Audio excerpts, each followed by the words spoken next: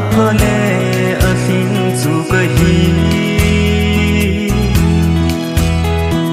sung gilam le Krista adin apatu kahi poiti a kagi he ni sun ke ya dia ni nung lam su anahi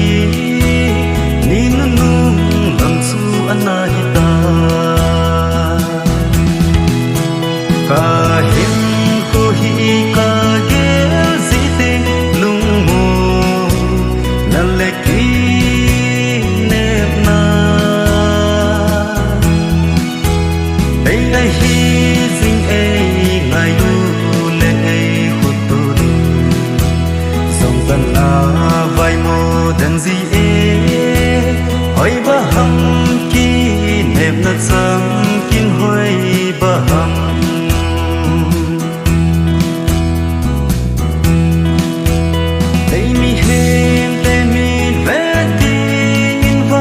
apale asin su kahi sung gilam le Krista adin apatu kahi poiti a kagi he ni sun ke ya dia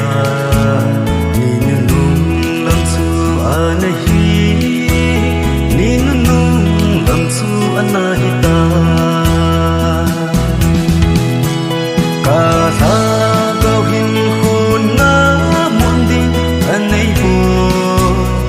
sa lên vaya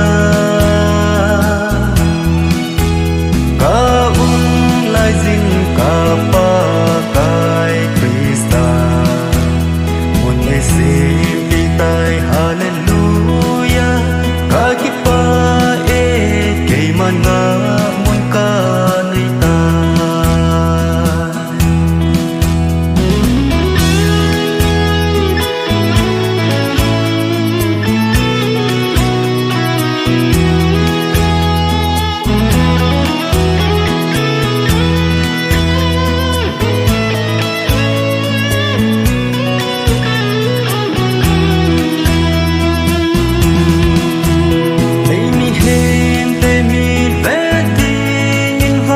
apale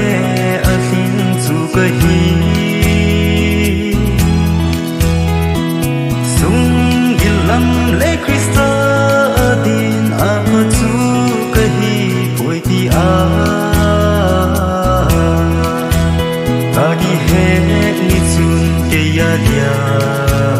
ni nung lam su anahi ni nung lam su anahita